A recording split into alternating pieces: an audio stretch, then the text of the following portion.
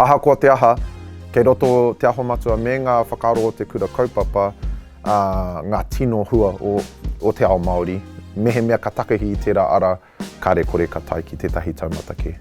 I've been working here 12, 13 years, and then our outgoing CEO had resigned and I applied for the role, and here I am today.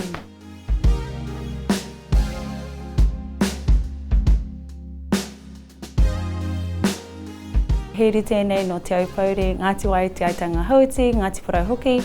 Uri tēnei o te awa o Waima, te awa o Waikato, o tira o Tamatera hoki. I roto I te ao o ngā momo tūranga matua me ki, toru noiho ngā Māori I roto I ena momo tūranga. Ko tētahi oku whāinga kia kite ngā rangatahi ka taia te taiki wenei momo taumata me ki. Just thinking about South Auckland in itself and all the stereotypes and stigma that society puts on us.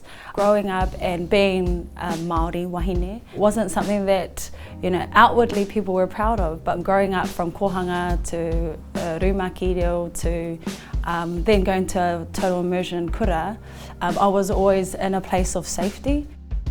E mahanga akoranga I puta I oku nei tupuranga me ki, ko ngā whakaro o te whāriki, o te aho matua, me ngā mātauranga Māori ko tākoha mai, nōku te Waimari e te whiwhi I wera momo, I etahi I whakaaro kare taia te ako I roto I ngā wāhi auraki nā te mea I haere au ki te kura kaupapa. Engari, o tōku nei whakaaro I roto I tēnei momo āhuatanga, ko te reo me ngā tikanga te tino pūtake o ngā whāinga ko whai atu ahau I roto I tēnei. Kua whawhai katoa e ngā rangatira o mua kia tū te kohanga, te kura kaupapa, te whare kura, ngā whare wānanga.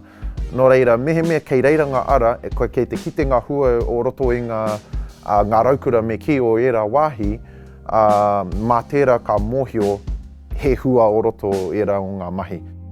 In terms of being in a position that can make change and I can sit at a table that makes those changes, I knew that, okay, cool, if that's the road that I'm going down, I need to be wholeheartedly okay with who I am as being a woman from Te Aupōuri, a woman from Te Aitanga Hauti, a woman from Ngāti Wai. I guess from the support system that I had with my whānau and how strong the wahine are in my life, I knew that there was kind of something more that I can give to this world. Kua piri taku ngākau I te taho taku kraua, ko apira na ngata tira. Nāna I ki mai ne kia mau ki te ringa o te Pākehā, te raka o te Pākehā, he oranga mo tō tinana no reira.